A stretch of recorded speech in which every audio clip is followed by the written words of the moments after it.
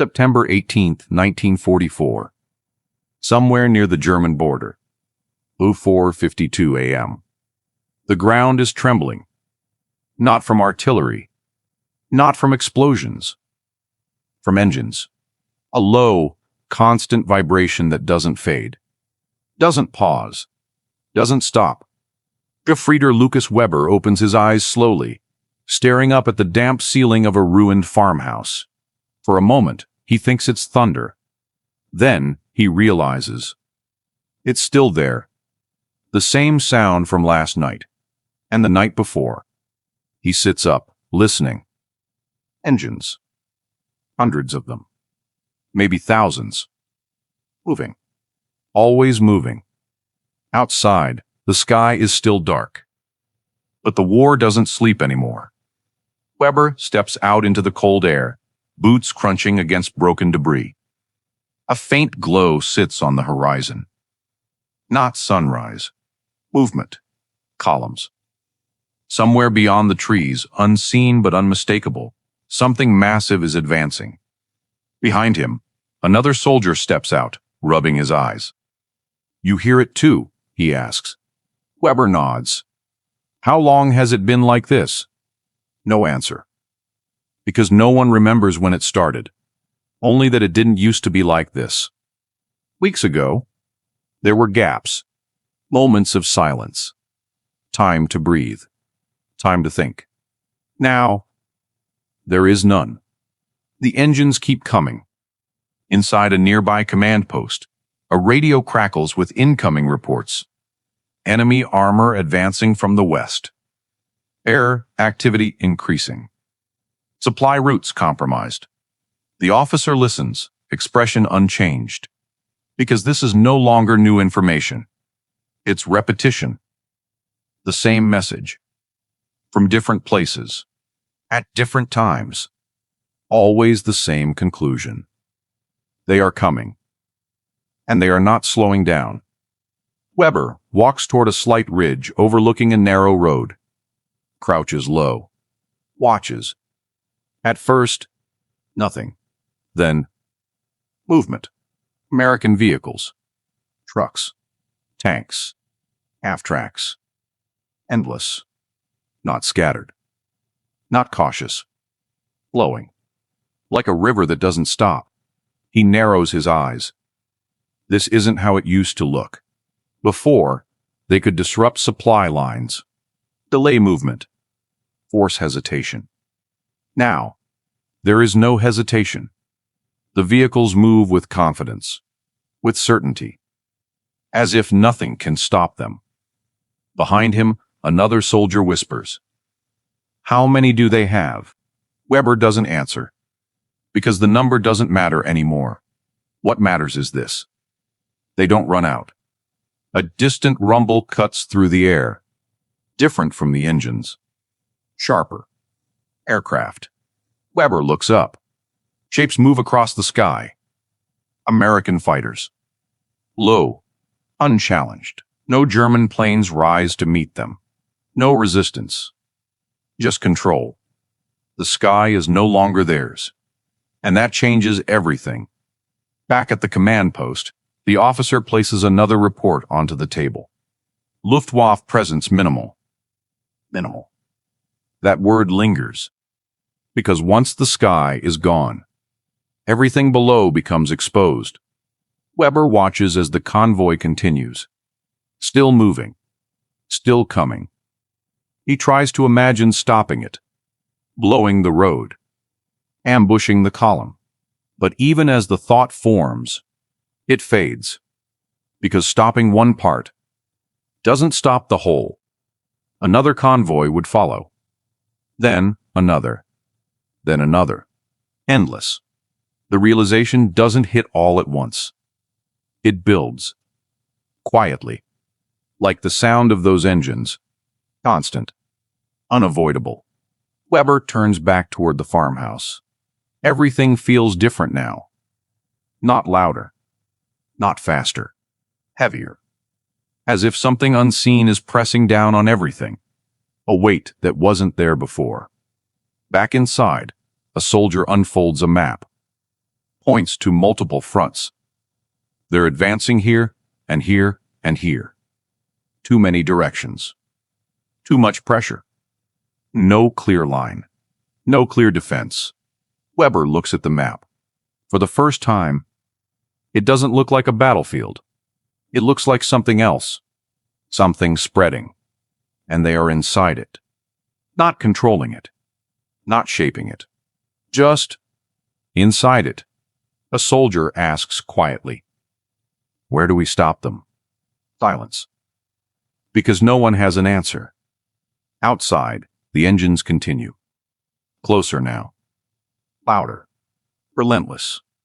Weber closes his eyes for a brief moment. And for the first time, a thought forms clearly. Not fear. Not panic. Something worse. Understanding. If this keeps going, he doesn't finish the sentence. He doesn't need to. Because somewhere, deep down, he already knows. And soon, everyone else will too. The sound changes before anyone sees it. September 18th, 1944. 06:07 a.m. A low hum grows into a roar. Weber steps outside again, this time looking up before anything else. The clouds are thin. The sky pale. And then, shapes. Dozens of them. American fighters. Moving fast. Low. Unchallenged. They don't circle. They don't search. They already know where they're going. A soldier beside Weber mutters, "Where are ours?" No one answers. Because everyone already knows. There are none. The Luftwaffe used to be everywhere. Interceptors rising to meet bombers. Fighters contesting the skies. Now, nothing. Just empty space where resistance should be. And enemy aircraft filling it without hesitation. The first strafing run comes without warning. A burst of gunfire tears across the road. Vehicles explode. Men scatter. Weber dives to the ground, covering his head instinctively. The aircraft scream overhead. Gone in seconds. Then another pass. And another. Each one precise. Controlled. There is no randomness. Every movement feels planned. Because it is. Back at the command post, the officer listens as reports flood in. Air attack on supply column. Transport vehicles destroyed. Casualties increasing. The pattern is clear. Anything that moves is seen. Anything that is seen is hit.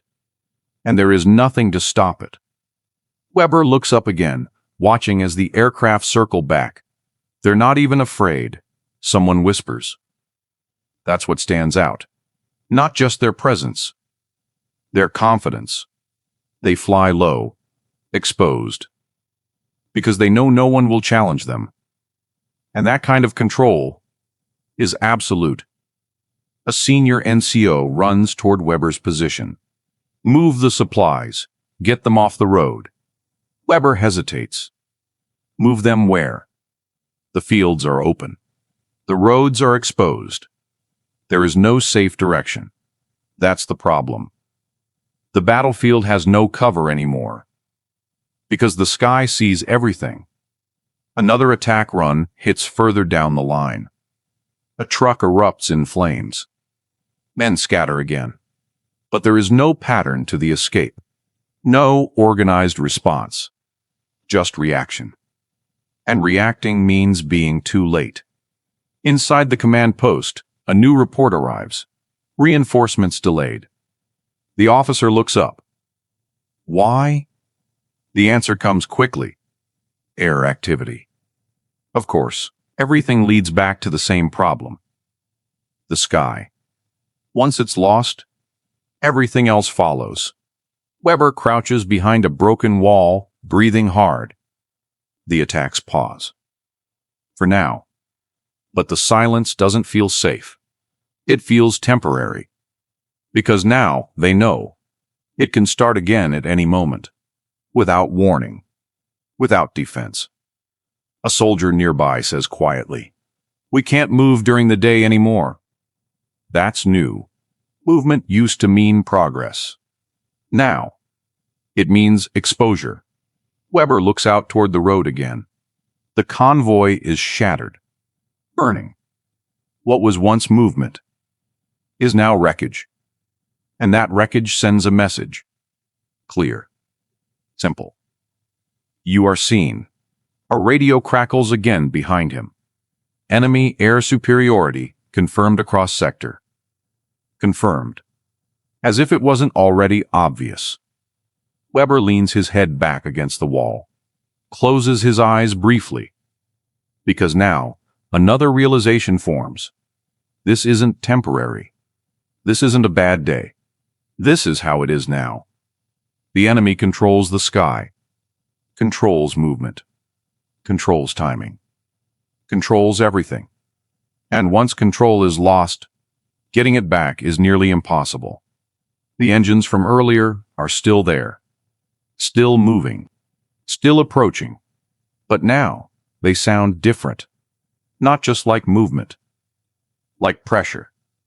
Because every new unit that arrives under control of the sky. Protected. Supported. Untouchable. Weber opens his eyes again. Looks around. Everything feels smaller now. Positions. Options. Possibilities. All shrinking. A soldier asks quietly, "What do we do?" Weber doesn't answer. Because for the first time, he doesn't know. Not how to win. Not how to stop them. Not even how to hold. Only how to survive. And survival is not victory. Above them, the sky clears again. Empty. Silent.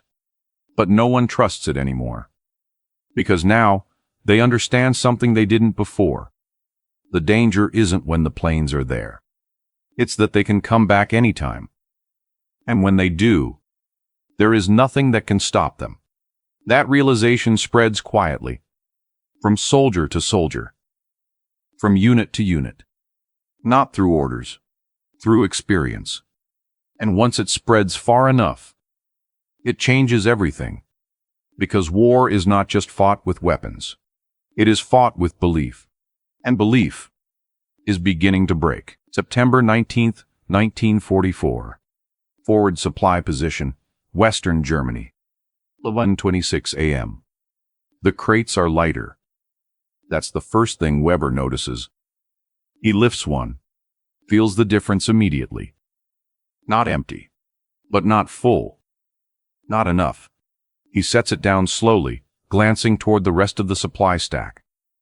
There aren't many left. A week ago, this area was crowded with equipment, ammunition, fuel, food. Now, gaps. Spaces where things used to be. A truck pulls in slowly, engine struggling, covered in dust and mud. It stops short of the unloading point. The driver steps out, shakes his head before anyone even asks. That's all we could bring. Weber looks into the back. A few crates. Some fuel cans. That's it. That's not enough, someone says. The driver doesn't respond. Because he already knows.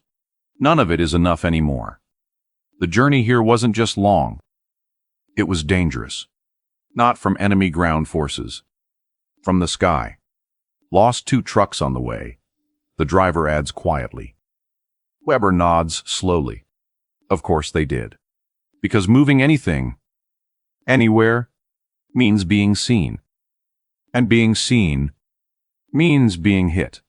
Inside a nearby shelter, a logistics officer studies a clipboard, flipping through pages rapidly. Numbers. Requests. Deliveries. None of it aligns. Fuel is down 30%. Ammunition resupply incomplete. Rations delayed. Each report adds pressure, because each shortage connects to something else. Less fuel means less movement. Less movement means less response. Less response means less control. and control is already slipping. Weber walks toward the motor pool. Vehicles sit idle. Not destroyed. Just unused. No fuel. A mechanic leans against one of the trucks, wiping his hands slowly. "Can't run without fuel," he mutters. Weber looks at the vehicle. Perfectly functional. Useless. That's new. Before, losses came from combat. Damage. Destruction. Now, things stop working because they can't be sustained. That's different. That's worse. A soldier approaches, holding a near-empty ammunition belt. "This is all I've got left." Weber glances at it. Not enough for a fight. Not even close. "More coming?" the soldier asks. Weber pauses, then shakes his head slightly. "Not today." The soldier nods, walks away. No frustration, no anger, just acceptance. And that is dangerous. Because when soldiers stop expecting resupply, they start expecting something else. Inside the shelter, the logistics officer slams the clipboard down. "We can't keep up," he snaps. No one argues. Because the system isn't failing in one place. It's failing everywhere. Reports from other sectors say the same thing. Convoys delayed. Supplies destroyed. Routes compromised. Always the same pattern. The enemy doesn't just fight the front. They target everything behind it. Cutting the system. Breaking the flow. And without flow, nothing works. Weber sits down on a wooden crate, staring at the ground. He can hear distant gunfire. Closer now. That's another change. The front is moving. And they are not moving with it. Because they can't. Not without fuel. Not without supplies. A soldier nearby says quietly, "We're running out." Not just ammunition. Everything. Time. Options. Possibilities. Weber looks up slowly. For the first time, the thought forms clearly. Not as a question. As a statement. We can't keep this up. No one responds. Because no one disagrees. Outside, another truck arrives. Even fewer supplies this time. The driver doesn't even speak. He just opens the back and walks away. Because there's nothing left to explain. Weber watches as the crates are unloaded. Small. Insufficient. A temporary solution to a permanent problem. And that's when it becomes obvious. This isn't about one battle, or one front, or one mistake. This is something bigger. The system itself is breaking. And once the system breaks, no amount of fighting can fix it. Weber stands slowly, looks around at the empty spaces, the idle vehicles, the reduced supplies. Everything points to the same conclusion. Not loudly, not dramatically, quietly, inevitably. This cannot continue. And if it cannot continue, then the outcome is already decided. The realization doesn't spread through orders. It spreads through observation, through empty crates, through silent engines, through missing supplies. And once enough people see it, it becomes undeniable. Because war is not just about fighting. It is about sustaining the fight. And that is no longer happening. Weber exhales slowly. Because now, the truth is unavoidable. Not today. Not tomorrow. But soon. Very soon. This war will not be won. Not because they stopped fighting, but because they can no longer continue. And once that happens, everything else is just time. September 21st, 1944. Edge of a forest near Aachen. 03:18 p.m. The line isn't where it's supposed to be. Weber kneels behind a fallen tree, scanning the tree line ahead. Map in his hand. Position marked. But the battlefield doesn't match it anymore. The line has shifted. Or maybe it's gone. Gunfire echoes through the forest. Close. Closer than it should be. A soldier runs past him, breathless. They're through the left flank. Weber turns sharply. "That's not possible," he says instinctively. The soldier doesn't stop. They're already there. Already. That word hits differently now. Because everything is happening earlier than expected. Faster than planned. Weber stands, moving toward a small rise. Cautious. He looks out and sees them. American soldiers. Not in massive numbers. Not overwhelming. But present. In places they shouldn't be. Behind positions that were supposed to hold. Between units that were supposed to connect. The structure is breaking.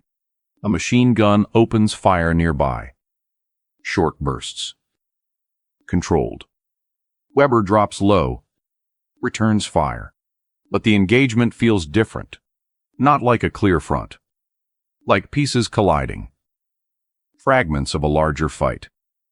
No clear direction. No defined line. Just pressure. Constant. A radio operator crouches nearby, trying to get a signal. "Command, this is forward unit. Do you copy?" Static. He tries again. Nothing. Communication is breaking. Another piece gone. Weber looks around. Where are the neighboring units? Where is support? No clear answer. Because they are no longer connected. Each position is isolated. And isolation is dangerous. Gunfire erupts again from a different direction. Behind them, Weber turns. More movement. More Americans. How many are there? Someone shouts. Weber doesn't respond. Because again, the number doesn't matter. What matters is this. They are everywhere, not overwhelming in one place, but pressing in all directions. And that creates something worse than force. It creates collapse. A soldier beside Weber fires, then stops suddenly. "I'm out." No ammunition. Another joins him. Same problem. Weber checks his own. Limited. Very limited. The shortages from before. Now reaching the front. Everything is connecting. The sky. The supplies. The movement.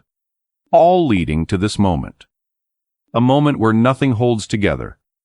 "Fall back," someone yells. Not an order. A reaction. Weber hesitates. Fall back where? There is no clear line behind them. No defined position. Just uncertainty. More gunfire. Closer now. A grenade explodes nearby.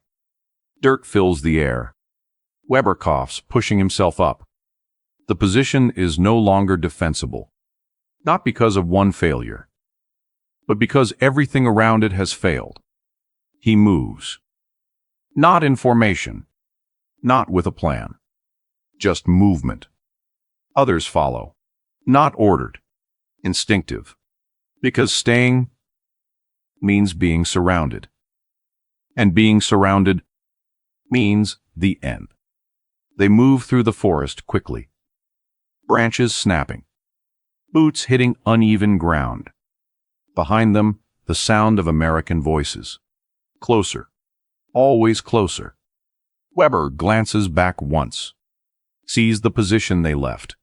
Still there, but no longer theirs. That's the difference. Positions don't need to be destroyed anymore. They just need to be bypassed. Left behind. Useless. Back in the command post. What's left of it, the officer receives fragmented reports. Units falling back. Contact lost with multiple sectors. Enemy advancing beyond expected lines. He closes his eyes briefly.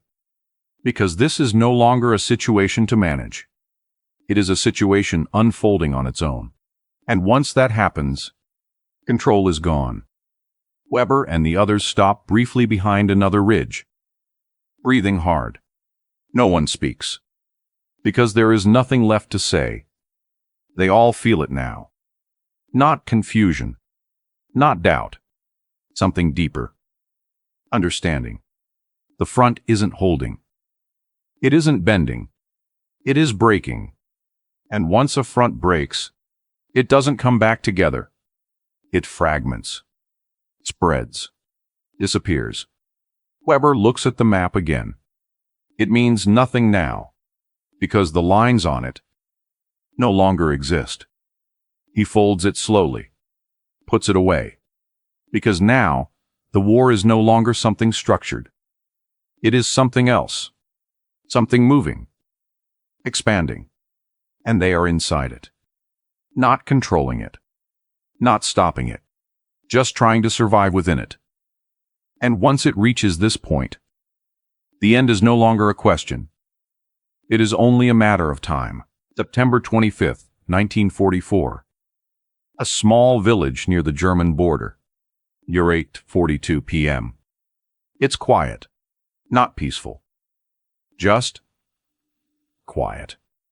The kind of quiet that comes after too much noise, after too much movement, after too much loss. Gefreiter Lucas Weber sits against a stone wall, rifle resting across his knees. No orders. No radio chatter. Just the distant rumble of something far away. Always there. Always moving. He doesn't look up this time.